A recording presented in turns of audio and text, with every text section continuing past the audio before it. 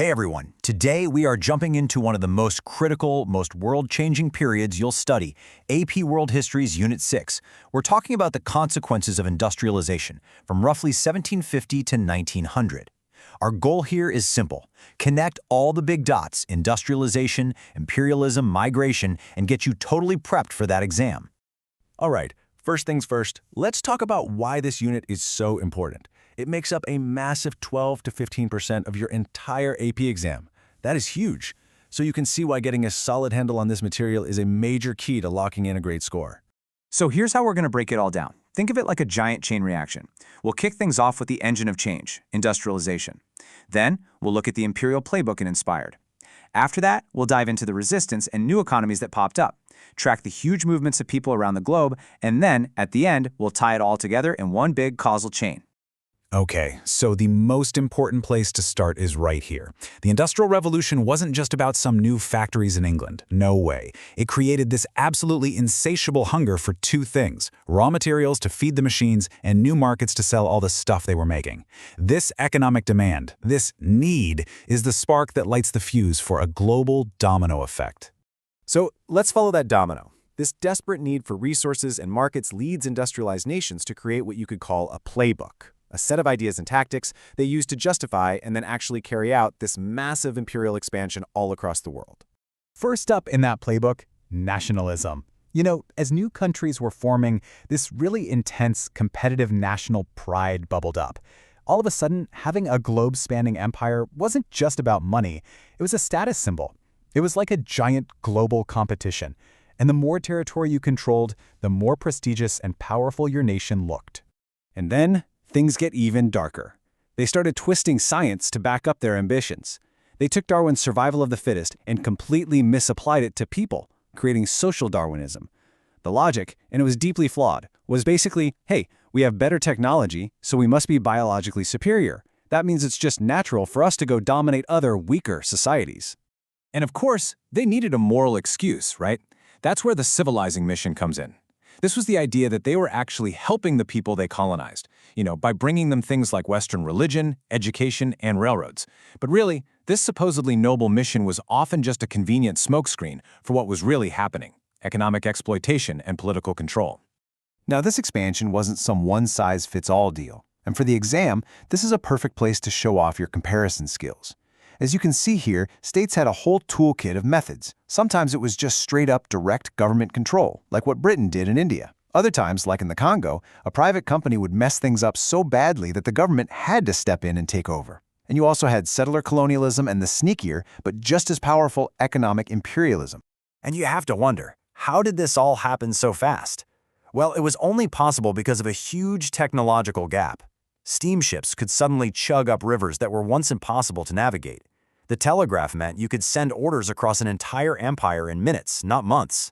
And of course, the machine gun. Well, that created a military advantage that was just devastatingly effective. So, did people around the world just accept this? Absolutely not. This imperial push was met with all kinds of fierce and creative resistance. And at the exact same time, this whole process was completely rewiring the global economy, creating brand new patterns of power and, more importantly, dependency. And the responses from indigenous people were incredibly varied. On one hand, you had direct, violent uprisings, like the huge Sepoy Rebellion in India. But on the other hand, you also had these powerful spiritual resistance movements, like the Ghost Dance in North America, which was this belief that a spiritual revival could literally make the colonizers disappear and bring back the old way of life. And this resistance gave us some truly incredible leaders. When the British tried to take the sacred golden stool of the Asante Kingdom, it was the Queen Mother, Ya Asantewa, who stood up and shamed the men into action with these powerful words. She ignited a war and became a symbol of African resistance. Now, on the economic side, imperialism totally flipped local economies upside down. This chart here is a perfect example from Egypt. See that giant slice? That's cotton. Instead of growing food for themselves, entire regions were basically turned into giant farms for a single cash crop, all for factories back in Britain. This created a really dangerous economic dependency. And the hunger for certain resources led to some of the absolute worst horrors of this period. In the Congo, which was basically the personal property of King Leopold of Belgium, the demand for rubber led to a system of brutal forced labor so horrific that it caused the deaths of millions of Congolese people. And it's a similar story in South Africa with diamonds. Guys like Cecil Rhodes made unimaginable fortunes for Europe by building a mining industry on the backs of exploited African labor. This didn't just make them rich, it baked racial and economic inequality right into the foundation of the country for generations to come. And sometimes, the commodity wasn't just something they took, it was the weapon itself. Britain had a major trade imbalance with China. So what did they do? They started illegally pumping opium grown in their Indian colonies into China. When China tried to stop it, Britain declared war, won, and basically forced China's economy open, carving it up into spheres of foreign influence. So this new, interconnected world wasn't just moving goods and money around. It was moving people. Millions and millions of people. Fueled by all these new economic forces, this era kicks off the largest wave of global migration in human history up to that point. So, why were all these people on the move? Well, it's a classic story of push factors and pull factors. People were literally pushed out of their homes by things like famine, poverty, or religious persecution. At the same time, they were being pulled toward new places by the promise of jobs, the chance to own land, and just the hope for a better life. But not everyone moved freely. Sure, millions of Europeans migrated voluntarily, but millions of others moved in systems that weren't free at all. After slavery was abolished, a new system called indentured servitude popped up.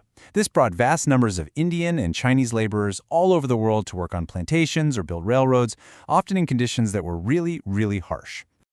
And when these migrants got to their new homes, they naturally stuck together, forming what we call ethnic enclaves. Think of Chinatowns or Little Italies.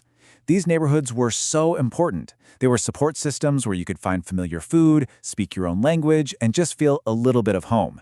But they also became these amazing hubs of cultural exchange that changed their new societies forever. But it wasn't always a welcoming party. All this migration often triggered a pretty hostile backlash from people who were already there. This nativism, which was usually fueled by racism and economic fears, led to actual government policies designed to keep certain groups out, like the Chinese Exclusion Act in the United States and the White Australia policy. Okay, so here we are at the end, and this is maybe the most crucial takeaway for the AP exam. It's all about that skill of causation. You have to see that all these topics we've talked about, ideologies, economics, migration, they aren't separate things. They are all links in one single powerful chain of cause and effect that defines this whole era.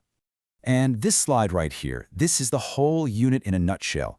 It's that causal chain. Step 1, industrialization creates the need. Step 2, that need fuels imperialism. Step 3, imperialism totally rewires the global economy. And step 4, that new global economy drives massive migration. See, it's one clear story, one domino knocking over the next. And that leaves us with one last thing to think about as you study. None of this is just dead history. The borders drawn on maps, the economic relationships, the cultural connections that were forged back then, they are still all around us. So the big question is, where can you still see the echoes of this imperial age in our world right now, today?